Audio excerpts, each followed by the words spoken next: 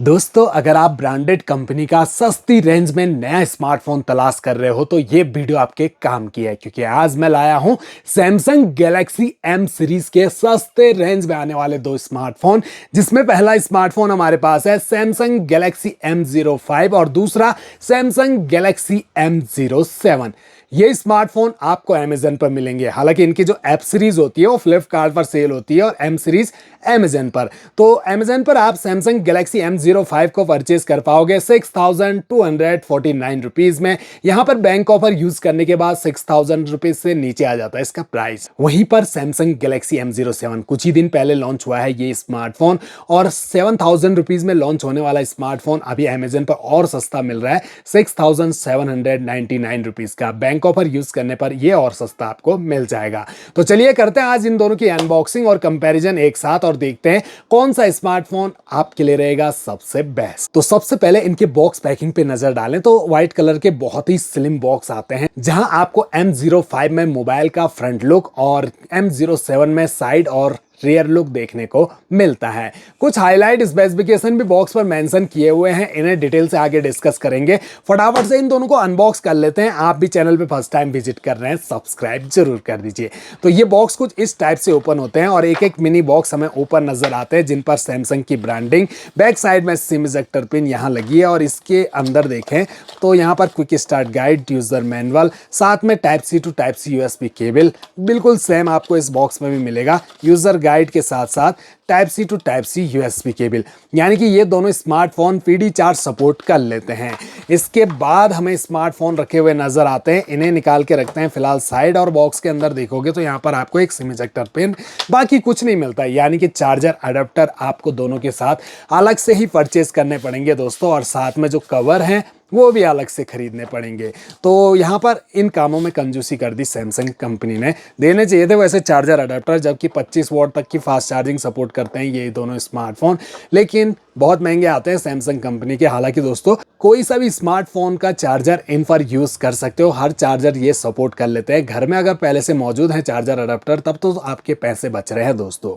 अब दोनों smartphone drop notch display के साथ आते हैं और दोनों पर कोई प्री अप्लाइड स्क्रैच कार्ड लगा हुआ नहीं मिलता है। इन एंड फील दोनों स्मार्टफोन हाथ में बड़े चौड़े और थोड़ा भारी फील होते हैं। दोनों स्मार्टफोन के जो बैक पैनल हैं ये प्लास्टिक पॉलीकार्बोनेट बॉडी के साथ ग्लोसी फिनिशिंग में आते हैं, जहां पर लाइट का रिफ्लेक्शन आपको काफी कमाल का बैक पैनल में देखने को मिलेगा। फिंगरप्रिंट विजिबल हो जाते हैं दोनों स्मार्टफोन के बैक पैनल में, तो कवर हमेशा लगा के रखें। नीचे सैमसंग की ब्रांडिंग और कैमरा मॉड्यूल अलग अलग टाइप के आपको नजर आ रहे होंगे। दोनों ही स्मार्टफोन्स आपको डुअल कैमरा के साथ मिलते हैं, जहां पर main primary camera 50 megapixel, 2 megapixel का डेप्थ सेंसर कैमरा दिया है विद LED फ्लैश लाइट।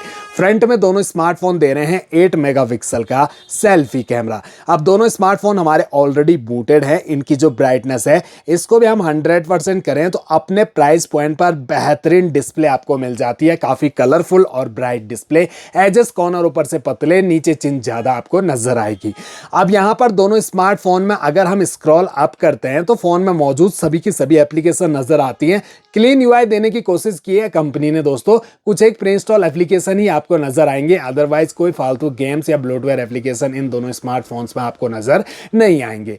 यहां पर M05 में 60 हर्ट्ज का रिफ्रेश रेट और 90 हर्ट्ज का रिफ्रेश रेट आपको M07 में मिलता है। दोनों स्मार्टफोन में बिल्कुल सेम डिस्प्ले साइज है, 6.7 इंच की HD plus display PLS LCD panel के साथ, जहां एस्पेक्ट रेशो 20:9, स्क्रीन का रेजुलेशन 720x1600 पिक्सल और पिक्सल डेंसिटी 262 ppi की मिलती है। दोनों स्मार्टफोन बॉक्सी टाइप के हैं, जिनके चारों कॉर्नर तो राउंडेड है और साइड पैनल थोड़ा अंतर है दोस्तों। यहां पर आपको ये जो M05 है इसमें कुछ इस टाइप का कर्वी पैनल देखने को मिलता है। ये प्लास्टिक बॉडी के हैं दोनों के पैनल, लेकिन यहाँ पर राउंडेड है ये, और यहाँ बिल्कुल फ्लैट, और यहाँ डिजाइनिंग की गई है, यूनिक बनाने की कोशिश की है कंपनी के द्वारा। ये जो पोर्शन है ये उठा हुआ आपको नजर आएगा।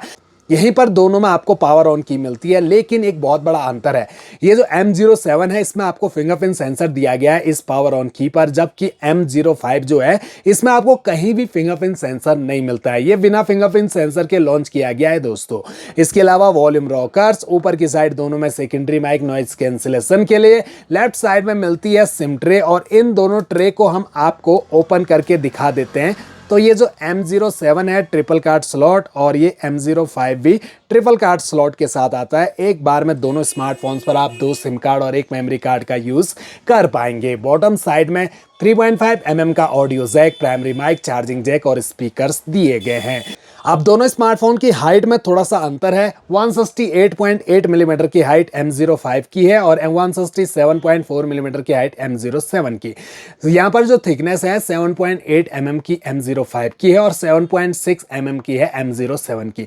तो ये जो M07 है ये स्लिम है, 184 ग्राम का है, जबकि 195 ग्राम का M05 है। बैटरी दोनों पर बिल्कुल सेम है, 5000 mAh की। दोनों ही स्मार्टफोन Android 15 पे रन कर रहे हैं, लेकिन अपडेट की कोई कमी नहीं रहने वाली दोस्तों। ये जो M05 है काफी पहले लॉन्च हो गया था मार्केट में, लेकिन इसमें 2 मेजर OS अपडेट और 4 साल के सिक्योरिटी अपडेट दिए जाएंगे। इवन यहाँ पर M07 तो कई कदम आगे निकल गया। इसमें आपको Android 15 तो अभी मिल रहा है, लेकिन 6 साल के मेजर OS अपडेट और 6 साल के सिक्योरिटी अपडेट दिए जाएंगे। तो सोच सकते हो लंबे टाइम तक आपको इसमें अपडेट मिलते रहेंगे। प्रोसेसर दोनों स्मार्टफोन में आपको अलग अलग मिलते हैं। 2 गीगाहर्ट्ज का ऑक्टा-कोर प्रोसेसर M05 में, जहां प्रोसेसर यूज किया गया है मीडियाटेक हीलियो Z85 का, बेस्ड है 12 nm के फैब्रिकेशन पर। जबकि ये जो M07 है इसमें 2.2 गीगाहर्ट्ज का ऑक्टा-कोर प्रोसेसर और मीडियाटेक हीलियो Z99 का एक पावरफुल प्रोसेसर, बेस्ड है ओनली 6 nm के फैब्रिकेशन पर। हालांकि ये दोनों स्मार्टफोन 5G नहीं है, 4G है दोस्तों। 5G समझ के मत परचेज कर लेना। इसके अलावा 4GB रैम मिलती है दोनों में, LPDDR4X की, और 64GB का स्टोरेज टाइप eMMC 5.1। अब एक नजर दोनों स्मार्टफोन के कैमरा पे डालते हैं। रियर में आपको 50 मेगापिक्सल के कैमरा दिए गए हैं। ओहो, कलर का अंतर आ रहा है। ये जो M05 है इसका कैमरा ज्यादा बेटर लग रहा है, कलर काफी नेचुरल लग रहे हैं। यहाँ पर आप कैमरा में अंतर देख सकते हैं, यहाँ थोड़ा सा कलर एडिटेड टाइप के लग रहे हैं दोस्तों M05 के मुकाबले। अच्छे नेचुरल कलर M05 से ही आपको मिलते हैं M07 के मुकाबले।